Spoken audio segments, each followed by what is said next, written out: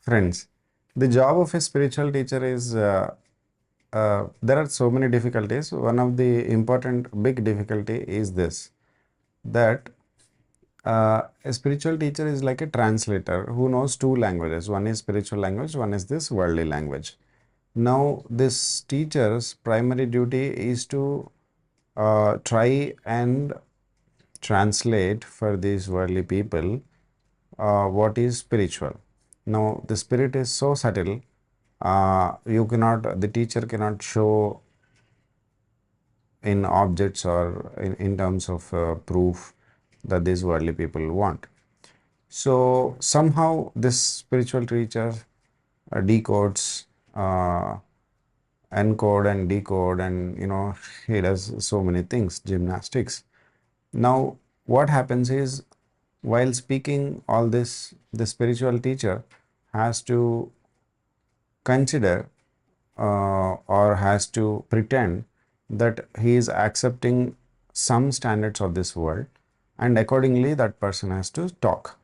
Now, what happens is, while that person is talking like that, the spiritual person, teacher, the students who are reverse engineering, who are irreverent, and who do not have that right attitude towards learning, what they think is they are always trying to measure, gauge what is this spiritual teacher's level.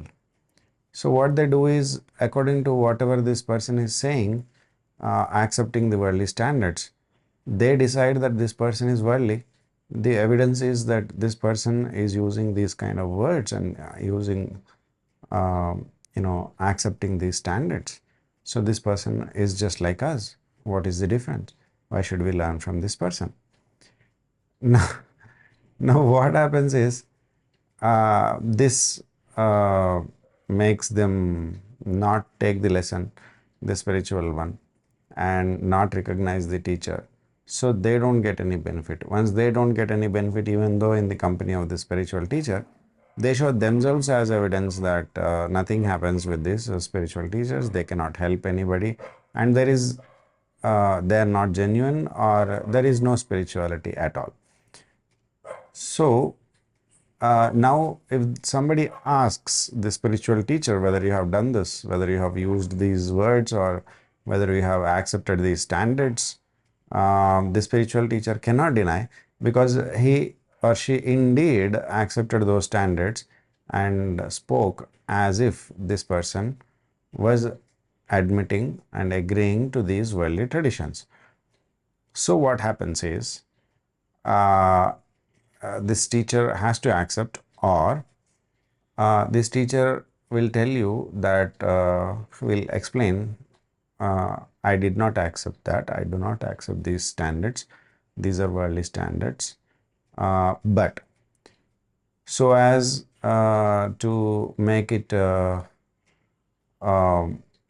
possible for me to explain the spiritual truths, if I am so particular with every one of my word and idea that I will only stick to this spiritual level, then you cannot find many words coming out of me, and which will ultimately not help you.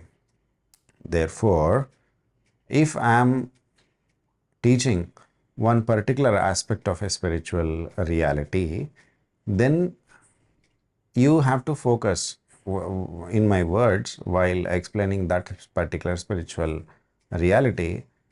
When I'm explaining that, you have to focus on only that point.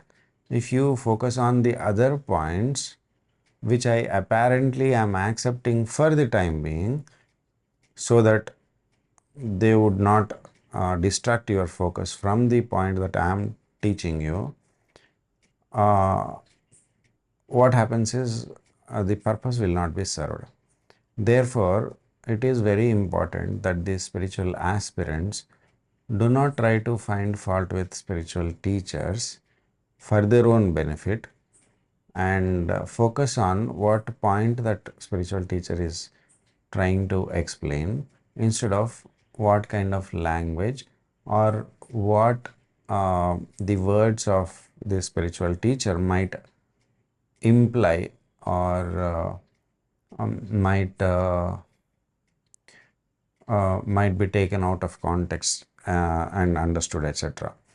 So don't try to play with the spiritual teacher. The spiritual teacher is here to help you while you are falling off the cliff. Therefore, if you disregard a person who is trying to help you uh, climb the cliff and save your life, it is ultimately to the detriment of the person who is being helped.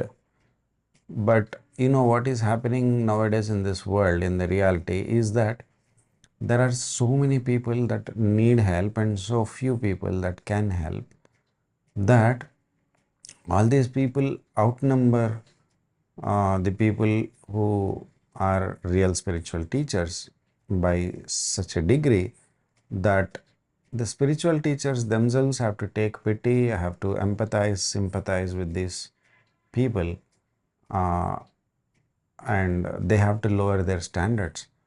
The spiritual teachers are forced to teach important truths on road and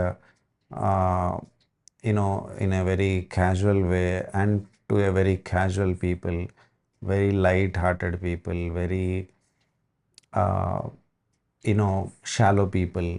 They're forced to, because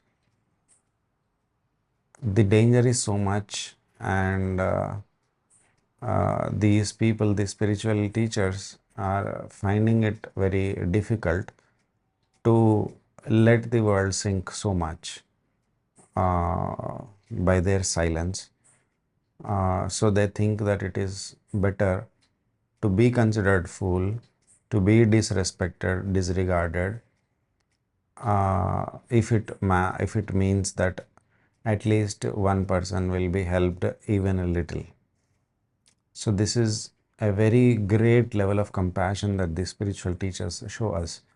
Therefore, we should stop reverse engineering and reverse estimating the spiritual teacher's status or gauge that person's height instead of focusing on what that person is trying to indicate at, because all a spiritual teacher can ever do, all any scripture including Vedas can ever do, is to point out what truth is, to hint at the truth indirectly.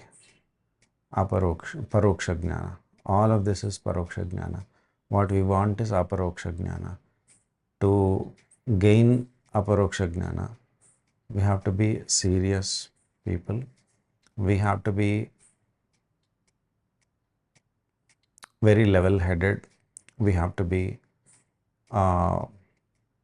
focused, and we have to have the eligibility to learn Vedanta. The eligibility is Shamadhi Shadka Sampatti, Nityanitya Vastu Vivekaha, etc. etc. Iham Uttara Phala Bhoga Viragha, etc. Therefore, these are all qualities and eligibilities that most people take lifetimes to gain. Therefore, I urge everyone to be serious spiritual aspirants instead of just being casual and light-hearted about things, especially in spiritual field. Thank you for listening.